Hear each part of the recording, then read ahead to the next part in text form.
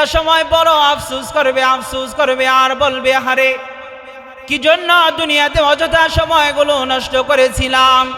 উলামায়ে কেরাম তো আমাদেরকে বারবার বলেছে, নামাজের কথা বলেছে, রোজার কথা বলেছে, আমাদেরকে গুনার থেকে বেঁচে থাকার কথা বলেছে, কিন্তু আমরা মানলাম না। ওই দিন আফসোস করবে, ওই দিনের আফসোস কোনো কাজে আসবে নাকি? কবরে যখন চলে যাব, ওই কবরে আফসোস করলে দুনিয়া থেকে আর পাঠানো হবে? মানুষ বলবে, আল্লাহ একটা বারের জন্য দুনিয়া আমাদেরকে পাঠাও, এমন সিজদা দিব যেই সিজদা থেকে আর কখনো মাথা উঠাবো না। আল্লাহ গো, এমন ভাবে তোমার ইবাদত করব, ইবাদত ছাড়া আর কিছুই করব না। ওই দিন বান্দা বলবে, কিন্তু ওই বলাতে কোনো কাজে আসবে নাকি? এ বাজান, এখন যদি আফসোস করি তবে সময় আছে এখন আমল করার। এই যে সময়গুলো পার করতেছি, প্রত্যেকটা সময়ের, প্রত্যেকটা মিনিটের, প্রত্যেকটা সেকেন্ডের হিসাব রব্বে কারিমের দরবারে দিতে হবে কি হবে না?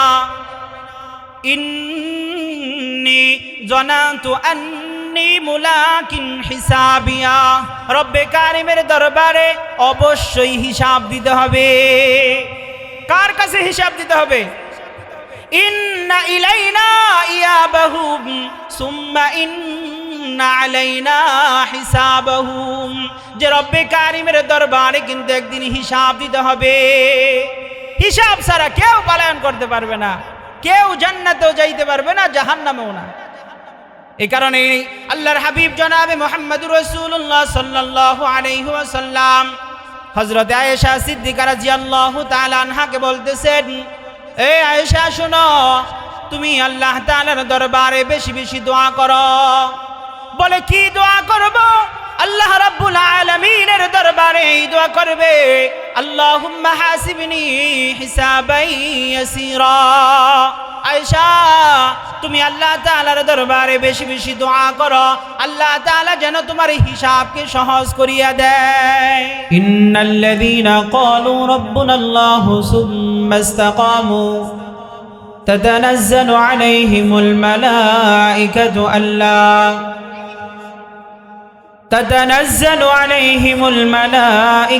আল্লা তাখাফু ওয়া লা তাহজানু وأبشروا بالجنة التي كنتم توعدون। যে আল্লাহ রাব্বুল আলামিনকে যারা রব বলে স্বীকার করেছে, আল্লাহ তাআলাকে যারা রব বলে মেনেছেন, মান্য করেছেন, এবং কি আল্লাহ রাব্বুল আলামিনকে রব বলে মানার পরে রবের হুকুমগুলো মানেন, আল্লাহ রাব্বুল আলামিনের উপরে যারা ঈমান এনেছেন, আল্লাহ তাআলাকে রব বলে যারা স্বীকার করেছেন, যে বলা হয় আল্লাহ রাব্বুল আলামিনের রহমতের ফেরেশতারা ওই সমস্ত বান্দাদের সাথে থাকেন, তাদেরকে সব সময় সর্বহালতে বেষ্টন করে রাখেন।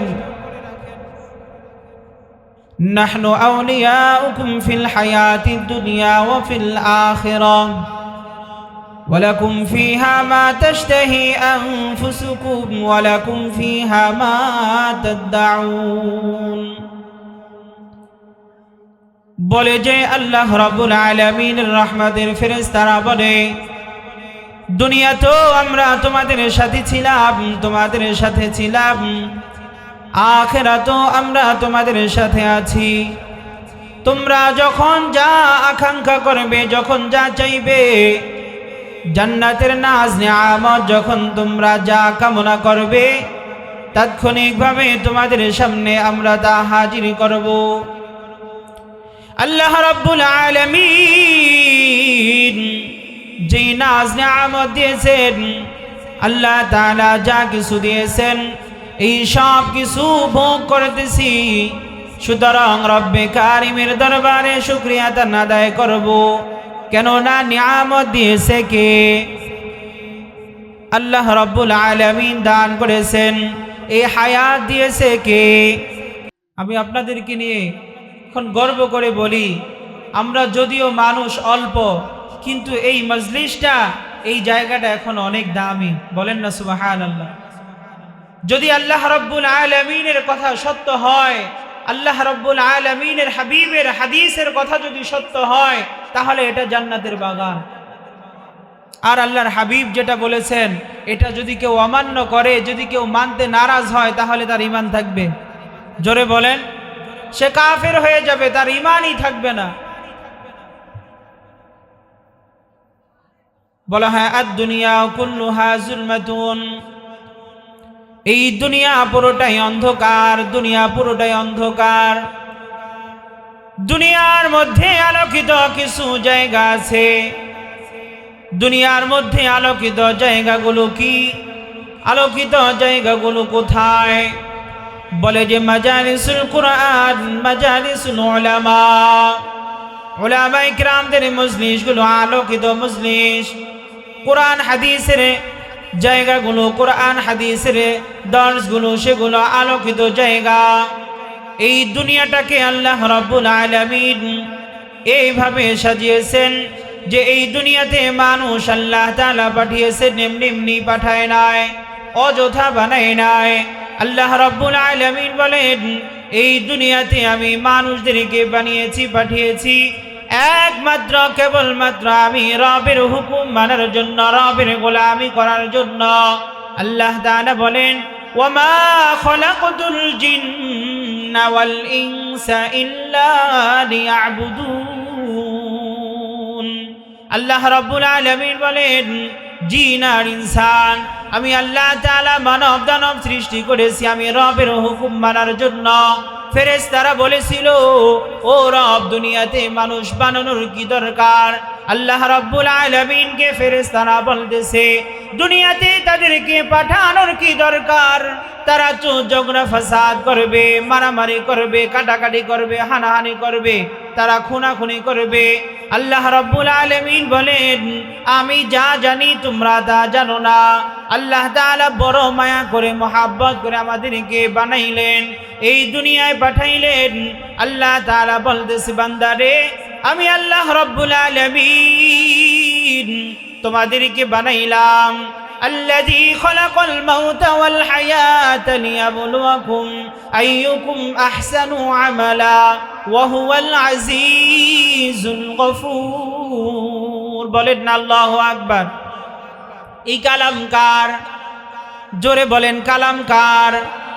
আল্লাহ রাব্বুল আলামিন মুসা আলাইহিস সালাতু ওয়াস সালামকে কিতাব দিলেন। এ মুসা, নাও, এই যে তোমাকে কিতাব দিলাম, নাও, তোমার কওমকে, তোমার জাতিকে তুমি হেদায়েতের কথা বলো, কালিমার কথা বলো। বাইন্ডিং আকারে কিতাব হাতে ধরায়া দিছে, নাও, নিয়ে যাও। আল্লাহ তাআলা যত আসমানি কিতাব নাজিল করেছেন সব হলো কিতাবুল্লাহ। সব কি? কিতাবুল্লাহ। আল্লাহ তাআলা কিতাব নাজিল করেছেন, এই সব হলো কিতাবুল্লাহ। কিন্তু আল্লাহ তাআলা আমাদের নবীকে যে কোরআন নাজিল করেছেন, কোরআন দিয়েছেন, এই কোরআনের নাম হলো কালামুল্লাহ। বলেন না সুবহানাল্লাহ। নাম কি? কালামুল্লাহ, যেটা আল্লাহ তাআলার কালাম, আল্লাহ তাআলার কথা। নবী আরবি সাল্লাল্লাহু আলাইহি ওয়াসাল্লামের উপরে যখন কালাম নাজিল হয়, আল্লাহ তাআলা পাহাড়কে বলেছেন, আমি তোমার উপরে কালাম নাজিল করতে চাই। পাহাড় বললেন, না না না, আমি এর ওজন সহ্য করতে পারবো না, আমি এর ভার সহ্য করতে পারবো না। আল্লাহ তাআলা মানুষের উপরে কুরআনুল কারীমকে নাজিল করেছেন। মুহাম্মদুর রাসূলুল্লাহ সাল্লাল্লাহু আলাইহি ওয়াসাল্লামের উপরে কোরআনকে নাজিল করেন। নবী যখন যে আয়াতে কারিমা নাজিল হয় তা বারবার বারবার তেলাওয়াত করেন, তা বারবার বারবার তেলাওয়াত করেন। নবী করিম সাল্লাল্লাহু আলাইহি ওয়াসাল্লামের বড় ভয়, যদি আমি এই কোরআন ভুলে যাই তাহলে আমার উম্মতরা এই কোরআন থেকে বঞ্চিত হবে। যদি আমি এই কালাম ভুলে যাই তাহলে আমার উম্মতরা এই কালাম থেকে বঞ্চিত হবে। না না না, একে আমাকে ভালো করে মুখস্থ করতে হবে। নবী পেরেশান হয়ে যায়, বারবার বারবার তেলাওয়াত করেন কুল হুয়াল্লাহু আহাদ আল্লাহুস সামাদ লাম ইয়ালিদ ওয়া লাম ইউলাদ ওয়া লাম ইয়াকুল লাহু কুফুয়ান আহাদ। নবী বারবার তেলাওয়াত করেন আর রহমান আল্লামাল কুরআন খলাকাল ইনসান আল্লামাহুল বায়ান। নবী বারবার তেলাওয়াত করে। আল্লাহ রাব্বুল আলামিন বলতেছে, হাবিব আমার, আপনি পেরেশানি হয়েন না, আপনি পেরেশানি হয়েন না, আপনি এত কষ্ট করার দরকার নাই। যেই কালাম আমি আল্লাহ তাআলা নাজিল করেছি, এই কালামুল্লাহ আপনার অন্তরের মধ্যে ফিট করার জিম্মাদারি আমি আল্লাহ তাআলা নিয়ে নিয়েছি, এবং এই কোরআনের জিম্মাদার স্বয়ং আমি আল্লাহ তাআলা নিজেই। ইন্না নাহনু নাযালনা যিকরা ওয়া ইন্না লাহু লাহাফিজুন। এই কোরআন আমি আল্লাহ তাআলা নাজিল করেছি, এই কোরআনের হেফাজতকারী স্বয়ং আমি আল্লাহ তাআলা নিজে। জোরে বলেন না সুবহানাল্লাহ। সুবহানাল্লাহ বললে ক্ষতি হবে? জোরে বলেন। আলহামদুলিল্লাহ বললে কি ক্ষতি হবে নি? এখানে বসছি তো একটু ন্যাক অর্জন করার জন্যই নাকি? একটু আমল করার জন্য, ন্যাক উপার্জন করার জন্যই না বসা হয়েছে? সুবহানাল্লাহ কেমন দামি, আলহামদুলিল্লাহ কেমন দামি। লা ইয়াগুররান্নাকা তাকাল্লুবুল লাযীনা কাফারু ফিল বিলাদ। আল্লাহ রাব্বুল আলামিন বলেন, কাফেরের মাল সম্পদ, কাফেরের সম্মান জোশ দেখে মুমিন তুমি আফসোস করিও না, তুমি এই কথা বলিও না কাফেরকে আল্লাহ তাআলা অনেক সম্পদ দিছে, মাল দিছে, আমাদের দেয় নাই। আল্লাহ তাআলা একজনকে অনেক মাল দিয়েছেন, সম্পদ দিয়েছেন, আমাকে আল্লাহ রাব্বুল আলামিন দিল না, এই কারণে আফসোস করি। না না না, লা ইয়াগুররান্নাকা তাকাল্লুবুল লাযীনা কাফারু ফিল বিলাদ। আল্লাহ তাআলা বলতেছে না তুমি আফসোস করিও না, কাফেরের সম্মান দেখে আফসোস করিও না। এরে তুমি কি জানো নাকি কাফেরের সম্পদ কতটুকু? মাতাউন কলিল সুম্মা মাওয়াহুম জাহান্নাম। অতি সামান্য, একেবারেই সামান্য। কেননা কাফেরের সম্পদ আছে, এই সম্পদ ধ্বংস হয়ে যাবে, কাফের ধ্বংস হয়ে যাবে, কিয়ামতের দিন ওর ঠিকানা হবে জাহান্নাম, বিনিময়ে কিছুই পাবে না। কেন? বলে জয় রবকে রব বলে স্বীকার করে নাই, আল্লাহকে আল্লাহ বলে মানে নাই, যার কারণে আল্লাহ রাব্বুল আলামিন বলে যে কাফেরের যত সম্পদ থাকুক না কেন, কাফেরের যত সম্মান থাকুক না কেন, ও একদিন ধ্বংস হয়ে যাবে, ও হালাক হয়ে যাবে, বিনিময়ে জাহান্নাম ছাড়া ওর আখিরাতে আর কিছুই নাই।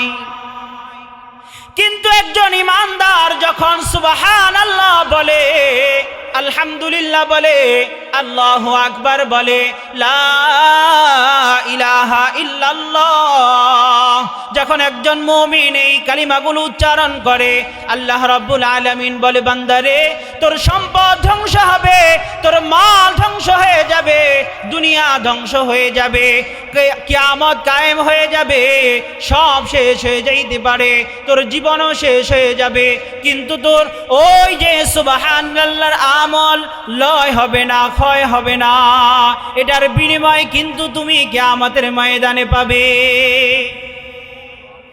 আল্লাহ রাব্বুল আলামিন বলেন, কুলু ওয়াশরাবু হানিআম বিমা আসলাফতুম ফিল আইয়ামিল খালিয়া। ওই দিন আল্লাহ তাআলা বলবে, বান্দারে বিগত দিনে যা তুমি প্রেরণ করিয়েছ, বিগত দিনে যা তুমি আখিরের জন্য পাঠাইছ, আজকে তার বিনিময়ে খাও পান করো তৃপ্তি সহকারে। বলেন না সুবহানাল্লাহ। আজকে দুনিয়াতে আলহামদুলিল্লাহ বলতেছি, আল্লাহু আকবার বলতেছি, লা ইলাহা ইল্লাল্লাহ বলতেছি, নামাজ আদায় করতেছি। আমি কত মানুষ দেখেছি, এই যে শীতকাল, পানি না কতই ঠান্ডা, কিন্তু কত মুরব্বী বাবাজি আছে এই ঠান্ডা পানি দ্বারা অজু কইরা ফজরের নামাজে চইলা আসে, আছে না নাই? মসজিদে এরকম মুসল্লি আছে না নাই? পানি কি গরম না ঠান্ডা? ঠান্ডা পানি। রব্বে কারিমকে বলা যায়, দুনিয়ার মানুষগুলো যখন ঘুমিয়ে যায় বালিশের সাথে মাথা লাগিয়ে, রাত্র যখন গভীর হয়ে যায়, কিছু আল্লাহর এমন গোলাম আছে, কিছু আল্লাহর এমন বান্দা আছে, রাত্রবেলা গভীর রাত্রে ঘুম থেকে উঠা ঠান্ডা পানি দ্বারা ওযু কইরা তাহাজ্জুদের মুসাল্লায় দাঁড়ায়া রব্বে কারিমের দরবারে দুটা হাত উঁচু কইরা ধইরা বলে, আল্লাহ গো, ও মালিক, এই গভীর রাত্রে আমার ওঠার মতন কোনো শক্তি ছিল না, ক্ষমতা ছিল না। ও গো আল্লাহ, তুমি না বড় দয়া কইরা মায়া কইরা উঠাইছ। আল্লাহ গো, ঠান্ডা পানি দ্বারা ওযু কইরা এই যে তোমার কুদরতি পায়ে সিজদা দিলাম। সুবহান রাব্বিয়াল আ'লা, সুবহান রাব্বিয়াল আ'লা। আল্লাহ রাব্বুল আলামিনকে ডাকতেছেন, আল্লাহ তাআলার দরবারে দুটা হাত উঁচু করে বলতেছে, আল্লাহ, জীবনে কতই না গুনাহ করেছি, অন্যায় করেছি মালিক, তুমি ছাড়া আমি ছাড়া আর কেউ নাই। আমার বিবিও ঘুমিয়ে আছে, আমার সন্তানরাও ঘুমিয়ে আছে, আমার ছেলে ঘুমিয়ে আছে, পুত্রবধূরা ঘুমিয়ে আছে, আমার সমাজের মানুষগুলো সব ঘুমিয়ে আছে। ও মালিক, তুমি ছাড়া আমি ছাড়া আর কেউ নাই। ও আল্লাহ, তুমি আমারে মাফ করে দাও। যখন বান্দা আল্লাহ রাব্বুল আলামিনের দরবারে দুটা হাত উঁচু করে চোখের পানি ছেড়ে দিয়ে যখন কান্না করে, আল্লাহ রাব্বুল আলামিন ফেরেশতাদেরকে বলে, এ ফেরেশতারা দেখো না, তুমি তাদেরকে না বানাইতে, তোমরা তাদেরকে না বানাইতে না বলছ, কি দরকার বানানোর জন্য? এরে দেখো না, আরামের ঘুমটা হারাম কইরা ঠান্ডা পানি দ্বারা ওযু কইরা নামাজের মুসল্লায় দাঁড়ায় গেছে, আমি রব্বে কারিমের দরবারে কান্না করতেছে। এ ফেরেশতারা, ওদেরকে আমি মাফ না করে কি পারি নাকি? আমি রব্বে কারিম, আমি তো গফফার, আমি তো রহমান, আমি তো রহিম, আমি তো রহিম, আমি আল্লাহ রাব্বুল আলামিন, আমি আমার বান্দাদেরকে মাফ না কইরা পারি না। আল্লাহ রাব্বুল আলামিনের কাছে মাফ চাইলে মাফ করবে কি করবে না? আল্লাহ তাআলা বলতেছেন, ইয়া আইয়ুহাল্লাযীনা আমানু তুবু ইলাল্লাহি তাওবাতান নাসুহা। যে ঈমানদার বান্দা বান্দি আল্লাহ রাব্বুল আলামিনের দরবারে তওবায়ে নাসুহা করতে পারবে, আল্লাহ রাব্বুল আলামিন বলে, ও বান্দা, তোর গুনাহ যদি সমুদ্রের ফেনা পরিমাণ হয়, আমি আল্লাহ তাআলা তোর জিন্দেগীর সব গুনাহ মাফ করিয়া দিব।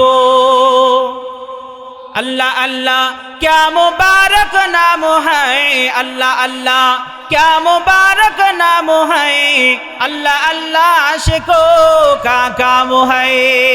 अल्लाह रब्बुल आलमीन बड़ दयालु। अल्लाह ताआला বলতেছে, এ বান্দা শোনো, বলছিলাম যে কাফেরের সম্পদ দেখিয়া তুমি আফসোস করিও না। আল্লাহ রব্বুল আলামিন বলেন, وسارعوا إلى مغفرة من ربكم وجنة عرضها السماوات والأرض أعدت للمتقين। আল্লাহ রাব্বুল আলামিন বলে, বান্দারে আসো আমার ক্ষমার দিকে ছুটে আসো। আল্লাহ তাআলা ডাইকা ডাইকা বান্দাদেরকে বলতেছে, হে আমার বান্দা বান্দিরা, আসো আমি রব্বে কারিমের ক্ষমার দিকে ছুটে আসো, আসো না আমার জান্নাতের দিকে ছুটে আসো, যা আমি আল্লাহ তাআলা মুত্তাকিন বান্দা বান্দিদের জন্য বানাইছি। বলেন না সুবহানাল্লাহ।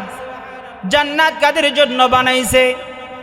আমাদের জন্য, মুমিনদের জন্য, মুমিন বান্দা বান্দীদের জন্য আল্লাহ তাআলা জান্নাত বানাইছেন, নাকি কোনো কাফেরের জন্য? কাফেরের জন্য। আল্লাহ তাআলা ঈমানদার বান্দা বান্দীদের জন্য জান্নাত বানিয়ে রেখেছেন। আল্লাহ তাআলা বলতেছে, বান্দা জানো নাকি, যদি সামান্য ঈমান নিয়ে আমি রব্বে কারিমের দরবারে আসতে পারো,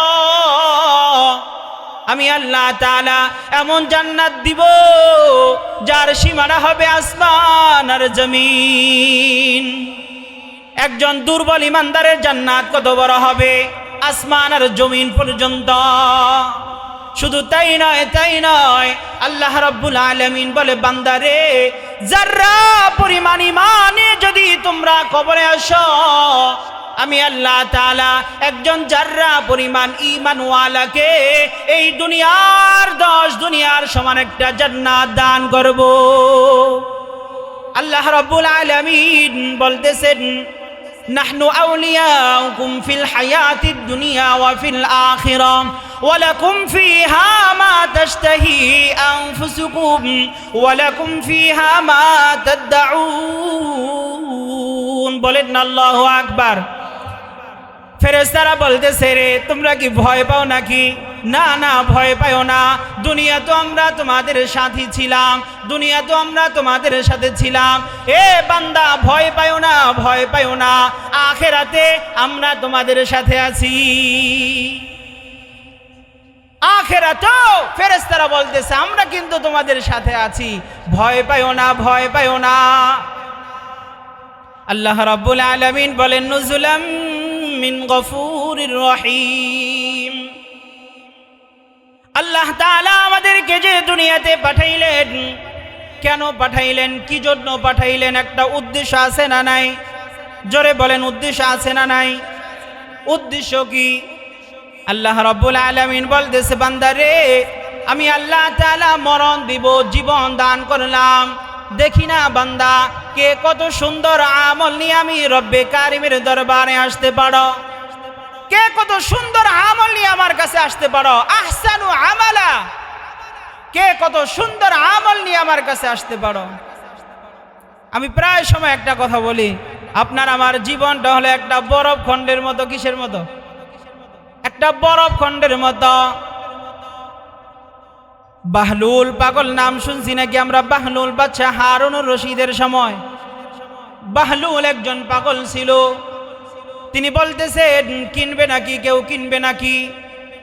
আমি একটা মাল বিক্রি করতেছি, এই মাল কেউ কিনবে নাকি? বলে যে, আমি যেই মাল বিক্রি করতেছি, এই মাল যদি কেউ কিনে তাও শেষ হয়ে যাবে, কেউ যদি না কিনে তাও শেষ হয়ে যাবে। কি বলে? আমি যেই মাল বিক্রি করতেছি, এই মাল যদি কেউ কিনে ক্রয় করে তাও শেষ হয়ে যাবে, যদি কেউ ক্রয় না করে তাও শেষ হয়ে যাবে। বলে যে, বরফ যদি কেউ কাজে লাগায় তাহলেও শেষ হয়ে যাবে, যদি কেউ বরফকে কাজে না লাগায় তাও শেষ হয়ে যাবে, গলে পানি হয়ে যাবে। ঠিক না বলেন? আপনার আমার হায়াতটা হলো একটা বরফ খণ্ডের মতো। যদি আমি হায়াতকে নেক আমল দ্বারা কাজে লাগাই, তাহলেও কিন্তু হায়াত শেষ হয়ে যাবে। হবে কি হবে না? এ বাবা, এ ভাই, আমার সামনে যারা বসে আছেন মুরব্বী বাবাজিরা, একটা সময় দাড়িগুলো কাঁচা ছিল কি ছিল না? এ বাবা বলেন না, একটা সময় দাড়িগুলো কিন্তু কাঁচা ছিল, এখন সব পাইকা গেছে। একটা সময় শরীরে ভালো শক্তি ছিল, সুঠাম দেহের অধিকারী ছিলেন, শরীরে বড় অসরান। বলে কি বলেন না? বলে যে, তোমরা কি খাও? আমাদের সময় আমরা সব চুরায়া ফেলাইছি, খায়া ফেলাইছি। তার মানে হলো আল্লাহ তাআলা একটা সময় আপনাকে জোয়ান রেখেছেন, আপনার একটা কাল গেছে যৌবন কাল, এখন একটা কাল চলে আসছে, যেই কালটা হলো বৃদ্ধকাল। ঠিক কিনা? এখন বড় আফসোস লাগে, হারে ওই যে আর সব ফিরে পাবো না, ওই দিন আর আসবে না। যদি মুরব্বীকে বলা হয় কি চান, বলে জোয়ান কাল চাই, যৌবন কাল চাই। কাজে লাগবে নি? আসবে নি? যেই সময় চলে যায় এই সময় আর ফিরে আসে না। বলে যে, মানুষ একটা সময় আফসোস করবে, একটা সময় বড় আফসোস করবে, আফসোস করবে আর বলবে, হারে কি জন্য দুনিয়াতে অযথা সময়গুলো নষ্ট করেছিলাম। উলামায়ে কেরাম তো আমাদেরকে বারবার বলেছে, নামাজের কথা বলেছে, রোজার কথা বলেছে, আমাদেরকে গুনার থেকে বাইচা থাকার কথা বলেছে, কিন্তু আমরা মানলাম না। ওই দিন আফসোস করবে, ওই দিনের আফসোস কোনো কাজে আসবে নাকি? কবরে যখন চলে যাব, ওই কবরে আফসোস করলে দুনিয়া থেকে আর পাঠানো হবে? মানুষ বলবে, আল্লাহ একটা বারের জন্য দুনিয়া আমাদেরকে পাঠাও, এমন সিজদা দিব যেই সেজদা থেকে আর কখনো মাথা উঠাবো না।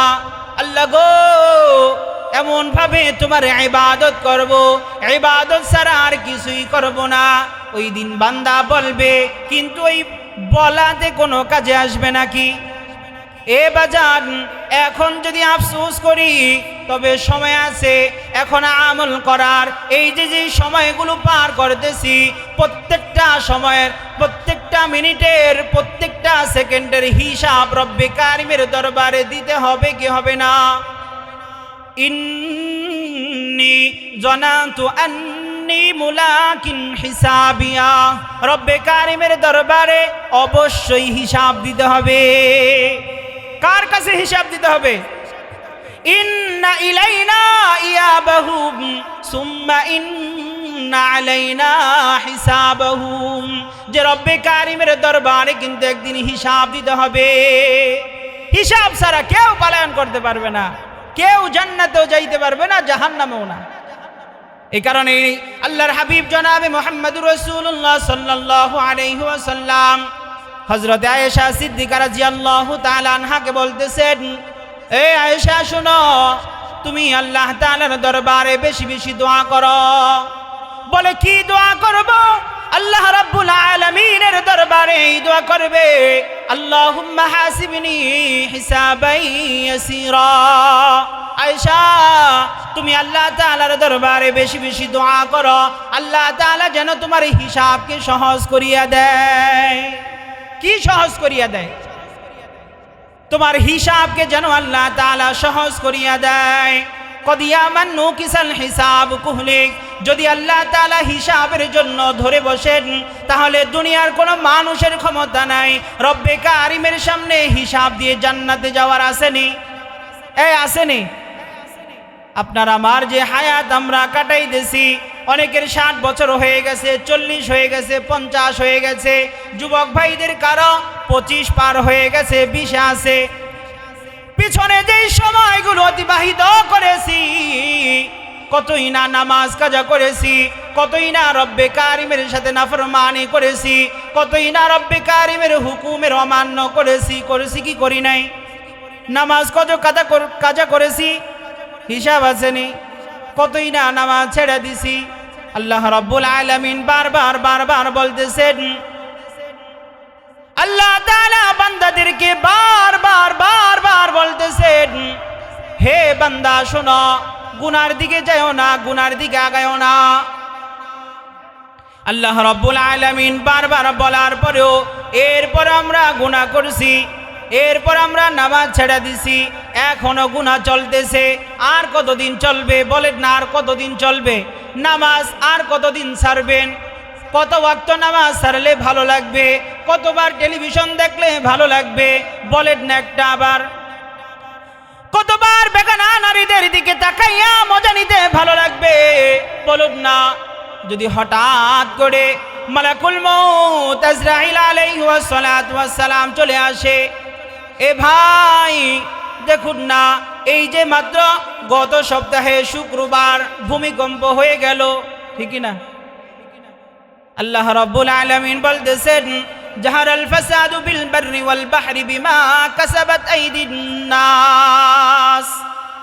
এই যে ভূমিকম্প, জলবায়ু, যে জলকম্প, ভূমিকম্প, ভূমিধস, হঠাৎ করে জমি ডাইবা যায়, এই যা কিছু বিপদ আসতেছে, মুসিবত আসতেছে, সব তোমাদের হাতের কামাই। আমরা নিজেরা কামাই করেছি। এত পরিমাণে গুনাহ বেড়েছে, এত পরিমাণে ব্যভিচারী বেড়েছে, এত পরিমাণে খুন খারাপি বেড়েছে, যার কারণে আসমানের মালিক আল্লাহ তাআলা রাগান্বিত হয়ে যায়। এই কারণেই না ভূমিকম্প হয় দুনিয়াতে। আল্লাহ রাব্বুল আলামিন একটার পর একটা বালা মুসিবত চাপিয়ে দিবে, একটার পর একটা বালা মুসিবত চেপে আসবে আমাদের উপরে। এই কারণে সময় আছে এখনো ভালো হয়ে যাওয়ার, এখনো সময় আছে তওবা করে 5 ওয়াক্ত নামাজ আদায় করার, এখনো সময় আছে। যেই ভাইরা দাড়ি রাখি না, যেই ভাইরা নবীর সুন্নতকে মানি না, ওই ভাইদেরকে বলতেছি, ভাই এখনো সময় আছে, নবী করিম সাল্লাল্লাহু আলাইহি ওয়াসাল্লামের সুন্নতের উপরে আমল করা। করব তো ইনশাআল্লাহ। হ্যাঁ, আল্লাহ রাব্বুল আলামিন বলতেছেন الذين ينفقون في السراء والضراء والكاظمين الغيظ والعافين عن الناس والله يحب المحسنين। আল্লাহ তাআলা বলতেছেন, হে বান্দা শোনো, সচ্ছলতার সময় যখন তোমার কাছে নগদ সম্পদ থাকে, মাল থাকে, ওই সময়ও আল্লাহ তাআলার রাহে খরচ করো। যখন তোমার কাছে মাল থাকবে না, সম্পদ থাকবে না, সামান্য কিছু আছে, ওই সময় তুমি রব্বে কারিমের রাহে খরচ করো, আল্লাহ তাআলার রাস্তায় দান করো। এ বান্দা শুনো, বান্দাদেরকে, মানুষদেরকে ক্ষমা করিয়া দিবে, মাফ করিয়া দিবে। যদিও তোমার সাথে কেউ জুলুম করেছে, অন্যায় করেছে, তোমার প্রতিশোধ নেওয়ার মতন শক্তি আছে, প্রতিশোধ নেওয়ার মতন তোমার বল আছে, এরপরেও যদি তুমি মাফ করিয়া দাও, তোমার উপরে খুশি হবেন যিনি, তিনি কে? জোরে বলেন না কে? লাভ কি, ফায়দা কি? বলে যে যদি তুমি একজন ভাইকে প্রতিশোধ নেওয়ার মতন সুযোগ থাকা সত্ত্বেও যদি তুমি তাকে মাফ করিয়া দাও, আহকামুল হাকিমিন আল্লাহ তাআলা কিয়ামতের ময়দানে তোমারও মাফ করিয়া দিবে। বলে যে মানুষের উপরে ইহসান করা, দয়া করা। আল্লাহ তাআলা বলতেছেন, এক নাম্বার তুমি সচ্ছলতার সময়ে দান করবে, 2 নাম্বার অভাবের সময় হইল দান করবে, 3 নাম্বার শক্তি থাকা সত্ত্বেও, প্রতিশোধ নেওয়ার মতন সুযোগ থাকা সত্ত্বেও মাফ করে দিবে, 4 নাম্বার তুমি মানুষের উপরে ইহসান করবে, দয়া করবে। কি করবে? দয়া করবে, ইহসান করবে, জুলুম করবে না। যদি ইহসান করতে পারি, দয়া করতে পারি, কেমন ইহসান? 350 মাইল দূর থেকে মসজিদে নববীর দিকে একজন যুবক একটা উট নিয়ে সওয়ার করেছেন। তার বাড়ি থেকে মদিনা 350 মাইল দূর, সেখানে তিনি যাবেন। মরুভূমির পথ হাঁটতেছেন, যুবক হাঁটতেছেন, হাঁটতে হাঁটতে ক্লান্ত হয়ে গেছে। শুনতেছেন তো সবাই? একেবারে ক্লান্ত হয়ে গেছেন। তো বিশ্রাম নেওয়ার জন্য একটা খেজুরের বাগান তালাশ করতেছে, যেখানে সে বিশ্রাম নেবে। হঠাৎ করে তার নজরে চলে আসছে একটা খেজুরের বাগান। ওই বাগানে গেলেন, যুবকটা উটটাকে একটা খেজুর গাছের সাথে বাঁধলেন। ক্লান্ত মানুষ, ঘুমিয়ে পড়েছেন। শুইতে দেরি, ঘুমাইতে দেরি হয় নাই। অধিকাংশ সময় যখন আমরা কঠোর পরিশ্রম করি, এই পরিশ্রম বেশি করলে শরীরটা বড় ক্লান্ত হয়ে যায় না? শুইলেই ঘুমায় পড়ে নাকি? তো যুবক মরুভূমির পথ হেঁটে আসছেন, ক্লান্ত, উটটা একটা গাছের সাথে বাঁধছে, বাইধা তিনি ঘুমায় পড়ছেন। খেজুর পাতার ফাঁক দিয়ে রৌদ্রের আলো এসে চোখে পড়ছে, ঘুম ভেঙে গেছে। ঘুম থেকে উঠে দেখেন খেজুর গাছের সাথে যেই উটটা বেঁধেছিল, উটটা আর খেজুর গাছের সাথে নাই। উটটাকে তালাশ করতেছেন, জঙ্গলার মধ্যে ঘোরাঘুরি করতেছে, উট পাইতেছে না। হঠাৎ করে দেখতেছেন যে তার উটটা ওই বাগানের মধ্যে, বাগানের যিনি মালিক ছিলেন, ওই মালিক বাগানকে পরিদর্শন করার জন্য আসলেন। দেখি না নতুন চারানা রোপণ করেছি, দেখি তার থেকে অঙ্গুর বের হয়েছে কিনা, চারাগুলো জ্বালাইছে কিনা, আমরা এটাই তো বলি নাকি? চারাগুলো জ্বালাইল কিনা, দেখি না হইল কিনা। বাগানের মালিক বাগানকে দেখার জন্য বাগানে চলে আসছেন। দেখে যে একটা উট তার যেখানে চারা রোপণ করেছিল সব চারাগুলো পাড়ায় নষ্ট করে ফেলাইছে। মুরব্বী মানুষ দেখে মাথাটা খুব গরম হয়ে গেছে। উটটা আমার নতুন চারাগুলো সব নষ্ট করে দিল। দূর থেকে একটা ঢিল মেরেছে, উটটার মাথায় লেগেছে, এমন ভাবে লেগেছে যে উটটা রক্তক্ষরণ হইতে হইতে একটা পর্যায়ে জমিনে পইরা মারা গেছে। এবার বুড়া তো আফসোস শুরু করে দিছে, হায় আমি কি করলাম, উটটা মাইরা ফেলাইলাম। আসলে কি মারতে চাইছিল? মারতে চাই নাই। তিনি ঢিলটা এরকম ভাবে মেরেছেন যেন উটটা সরে যায় আর যেন নষ্ট না করে, কিন্তু ভাগ্যক্রমে ঢিলটা এমন ভাবে লেগেছে যে রক্তক্ষরণ হইতে হইতে উটটা মারা গেল। যুবক উট তালাশ করে দেশে, একে তো মুসাফির মানুষ, দূর থেকে বহু দূর তার বাড়ি,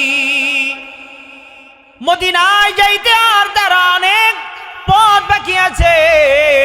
উট যদি এখন না পায় তাহলে কিভাবেই বা যাবে এই মরুভূমির পথ। হঠাৎ করে দেখতেছেন বাগানের এক কোণে তার উটটা মৃত পড়ে আছে, একজন মুরব্বী দাঁড়িয়ে আছে। মুরব্বীকে জিজ্ঞাসা করতেছে, মুরব্বী বাবাজি জানেন নাকি আমার এই উটটাকে কে মারছে? মুরব্বী বললে আমি মারছি।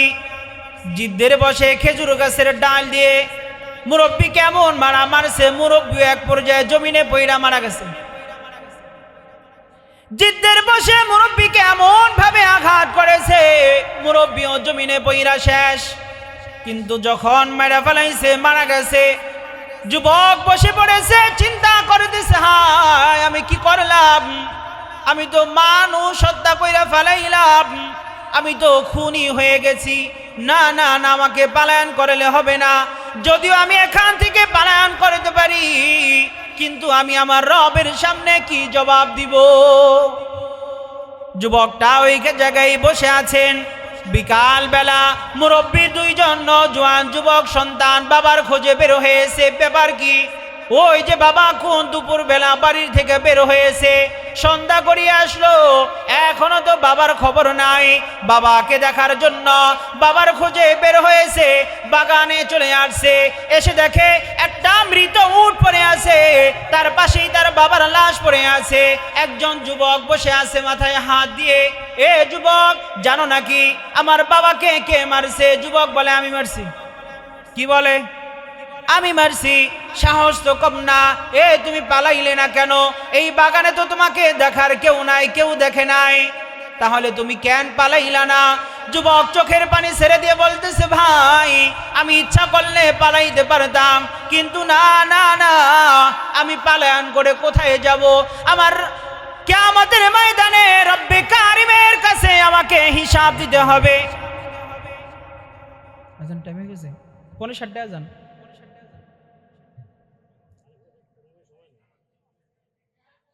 আরো 15 মিনিট, 5:30 আজান। আজান কত এখানে? আচ্ছা 15 মিনিট শেষ করে দিবা।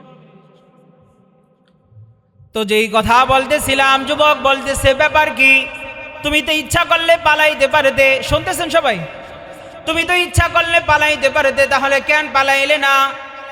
বলে, ভাই আমি পালাইতে পারতাম, পালায়ন করে কোথায় যাব বলো না? রব্বে কারিমের দরবার যদি একদিন আমাকে হিসাব দিতে হবে, আমি আল্লাহ রাব্বুল আলামিনের সামনে খুনি হয়ে দাঁড়াইতে চাই না, যার কারণে আমি পালাই নাই। ও ভাই, আমাকে শরীয়ত আদালতে নিয়ে চলো, আমার বিচার হয়ে যাক, আমাকে শরীয়ত আদালতে নিয়ে চলো। হযরত ওমর ফারুক রাদিয়াল্লাহু তাআলা আনহু তার দরবারে নিয়ে গেলেন। ওমর, এই যে যুবক আমার বাবাকে হত্যা করেছে, আমরা আমার বাবার হত্যার বিচার চাই। যুবককে বলতেছে, কি ব্যাপার, কেন মারলা? বলে, জিদ্দের বসে মেরে ফেলাইছি, এখন আমার মৃত্যুদণ্ড আদেশ করেন, আমার মৃত্যুদণ্ড কার্যকর করে ফেলেন, কেননা কিয়ামতের ময়দানে আমি আমার রব্বে কারিমের সামনে খুনি হয়ে দাঁড়াইতে চাই না। ওমর রাদিয়াল্লাহু তাআলা আনহু বলতেছে, তবে তোমাকে মৃত্যুদণ্ড আদেশ দিব, তার আগে তোমার কোনো ইচ্ছা আছে নাকি? বলে, হ্যাঁ একটা ইচ্ছা আছে। আমি মদিনার একজন ইহুদির কাছ থেকে বাকি মাল নিয়েছিলাম, আমি তাকে জবান দিয়েছিলাম যে আমি তোমার টাকা 2 মাস পরে এসে ফেরত দিয়ে যাব, মালের টাকা দিয়ে যাব। আমি যদি তাকে তার মালের টাকা না দিতে পারি, তাহলে সারা জীবন ইহুদি মুসলমানদেরকে খেয়ানতদার বলে গালি দিবে। না না না, এটা আমি সহ্য করতে পারবো না। ওমর, আমাকে যদি একটু সুযোগ দেওয়া হয়, তাহলে আমি ওই ইহুদি ভাইয়ের মালের টাকা পরিশোধ করে দিব। বলে যে তাহলে তুমি কি করতে চাও? বলে আমাকে একটু সময় দেন, আমি বাড়ি যাইতে চাই, টাকা এনে ইহুদিকে দিয়ে দিব।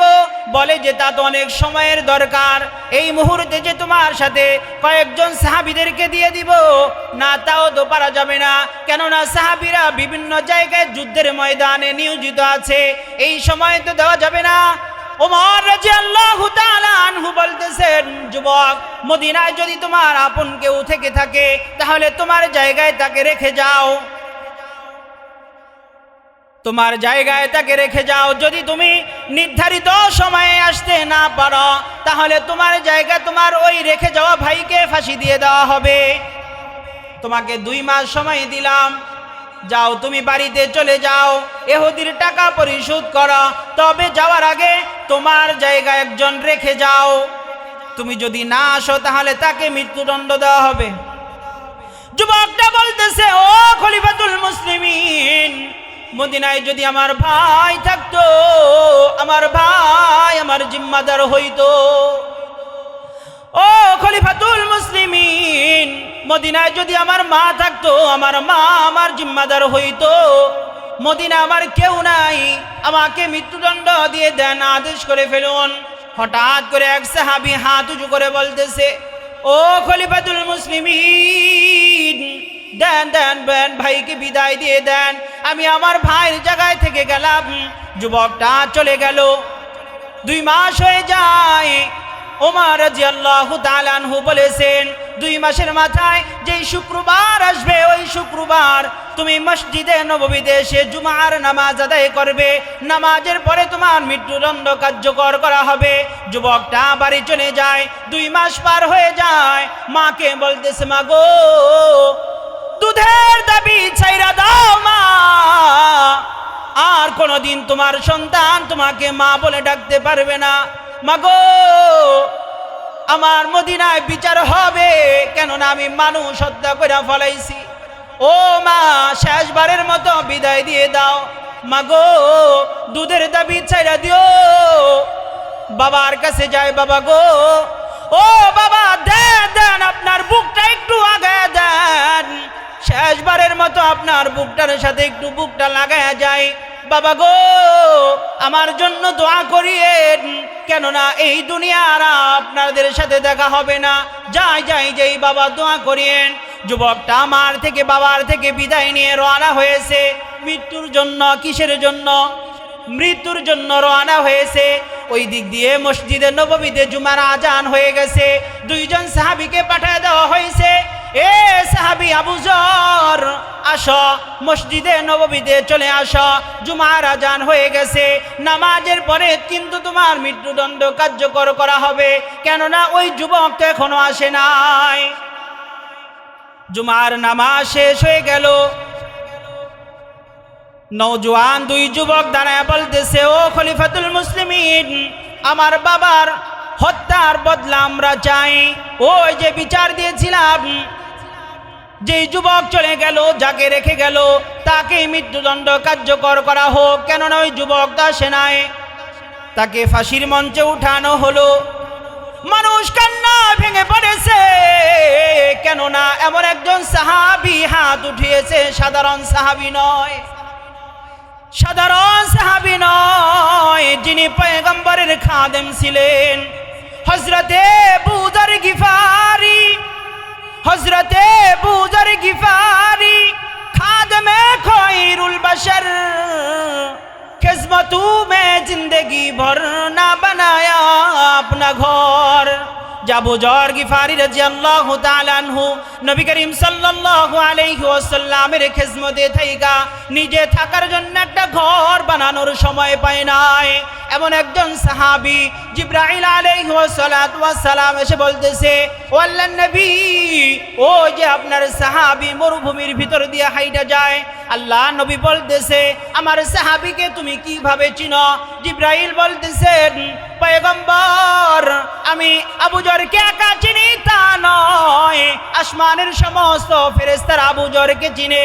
বলে 1 নাম্বার, আবু যর গিফারি রাদিয়াল্লাহু তাআলা আনহু এত বেশি কুল হু আল্লাহ সূরা তেলাওয়াত করতেন, লিসিগারিহি আলা নাফসিহি, নিজেকে নিজে বড় ছোট মনে করতেন, নিজেকে কখনো বড় মনে করতেন না, নিজেকে সব সময় ছোট মনে করতেন। বিকাসরাতি তিলাওয়াতি সূরাতুল ইখলাস, তিনি কুল হুয়াল্লাহ সূরার অনেক বেশি আমল করেছেন, যার কারণে আল্লাহ তাআলা জমিনে সম্মান নয় আসমানেও সম্মানিত করেছেন।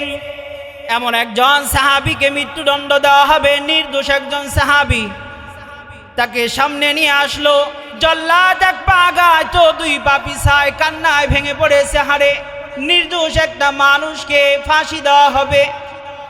হঠাৎ করে একজন সাহাবী বলতেছে, খলিফাতুল মুসলিমিন দাঁড়ান দাঁড়ান, ওই যে দেখেন না মদিনার বালু ঝড় উঠে কে যেন আউলাকে সে পাগল বেশে আসতেছে, একটু অপেক্ষা করুন। ঘোড়া থেকে নেমে খলিফাতুল মুসলিমিনকে বলতেছে, ও খলিফাতুল মুসলিমিন, সময় মতোই চলে আসতে পারতাম, কিন্তু পথের মধ্যে আমার ঘোড়ার জাম্পোস্ট ভেঙে গেছিল, যার কারণে একটু সময় লেগে গেছে, নচেত আমি কিন্তু সময় মতোই আসতে পারতাম। ও খলিফাতুল মুসলিমিন, দেন দেন দেন, আমার ভাইকে নামায়া দেন, আমাকে উঠানো হোক। হযরতে ওমর রাদিয়াল্লাহু তাআলা আনহু যুবকটারে জড়া ধইরা বলতেছে, যুবক, তোরে তো আল্লাহ কখনোই না মাফ করে দিয়েছে, কেননা যে 350 মাইল দূর থেকে মৃত্যুর জন্য আসতে পারে, সে ইচ্ছা করে মানুষ খুন করতে পারে না। যে 350 মাইল দূর থেকে মরার জন্য আসতে পারে, সে কখনো ইচ্ছা করে মানুষ খুন করতে পারে না।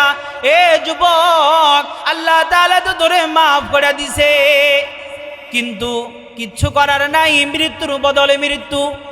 যেহেতু তুমি হত্যা করেছো, এখন তোমাকেও হত্যা করার আদেশ দিতে হয়।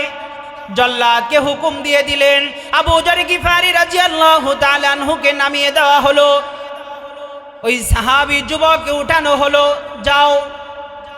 যখন জল্লাদ আগাবে, হঠাৎ করে ওই দুই যুবক বলতেছে, ও খলিফাতুল মুসলিমিন, দাঁড়ান দাঁড়ান, বাবার মৃত্যুর বদলা নেওয়ার কোনো প্রয়োজন নাই, ওই যুবককে আমরা আমাদের ভাই বানায় নিলাম, এতদিন আমরা 2 ভাই ছিলাম, এখন আমরা 2 ভাই না, এখন থেকে আমরা 3 ভাই।